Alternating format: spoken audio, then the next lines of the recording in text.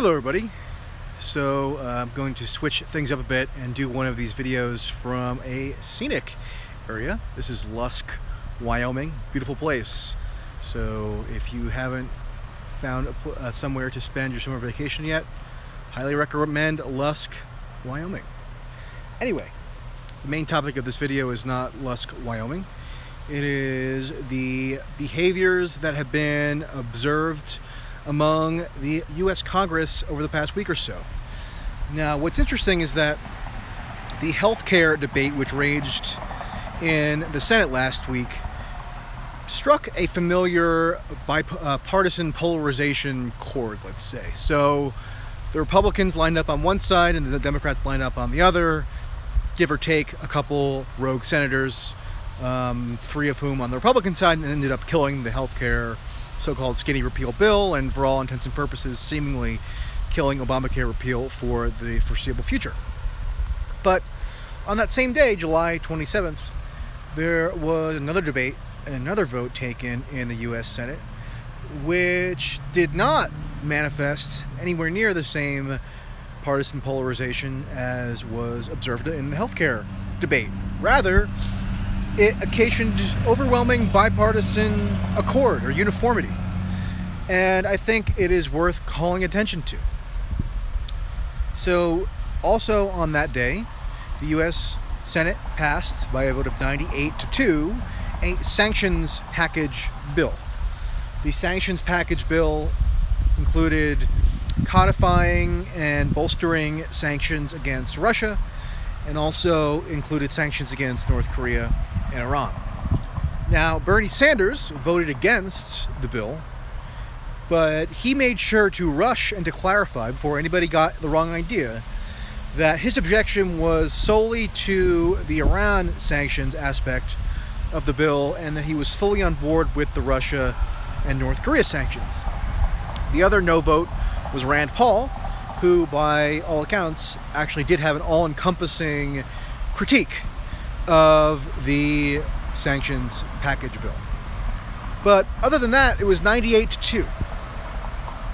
And there was very little debate or dissent or disagreement whatsoever about the utility or efficacy or wisdom or ethics of the U.S. sanctions regime. It's almost as if U.S. sanctions have been applied throughout history with no adverse consequence, and there's been never any issue with sanctions, whereas I think anybody who has a basic familiarity with how sanctions functions should know that very often they do have adverse consequences. In fact, if you go and look at what the European Union said about this Russian sanctions package, they warned explicitly, they condemned the Russia sanctions, and they warned explicitly that they could have adverse consequences. And yet, if you look at the debate that has unfolded in Congress and in the establishment media, there's been very little acknowledgement that sanctions are not this very benign instrument of U.S. power. They actually can have very severe adverse effects. And what struck me in watching this debate unfold last week regarding sanctions, the House a couple days earlier passed its own sanctions legislation, and not a single Democrat voted against it. So out of the hundreds of Democrats in the U.S. House of Representatives, not a single one had any misgivings about U.S. sanctions and whether levying them is wise or just. The only people who voted against the sanctions bill in the House were people in the Liberty Caucus of the Republican Party. So Justin Amash, Thomas Massey, and John Duncan. I think it's John Duncan, yes. Either way, Congressman Duncan. But it should be really telling to people that if you want a dissenting point of view with regard to sanctions, nowadays at least, you have to go to this handful of Republicans who actually are willing to put forward some unorthodox opinions with regard to sanctions. Now, why is it that Democrats can't muster any similar criticisms? Well, one reason could be that if any Democrat in either the House or Senate, and actually Bernie Sanders, even though he made sure to run out and declare that he was for Russia sanctions despite voting against the bill as a whole, any Democrat who voted as Bernie did was guaranteed to be attacked by liberals and people in the center left media as being defenders of Putin and therefore a defender of Trump. And there's basically nothing worse you can be accused of these days than to be accused of abetting the dastardly designs of the Putin-Trump nexus, even though people are never quite clear on what exactly they're alleging with regard to that nefarious nexus, but leave that aside for now. So that's a really insidious domestic political dynamic to have at play because it constricts debate. And if anything should be subject to debate, it's how the United States wields its hegemonic power abroad, and sanctions is one instrument by which it wields that power. But Democrats have no criticisms or no qualms at all with it. And I think that is largely to do with the tenor of the current political discourse.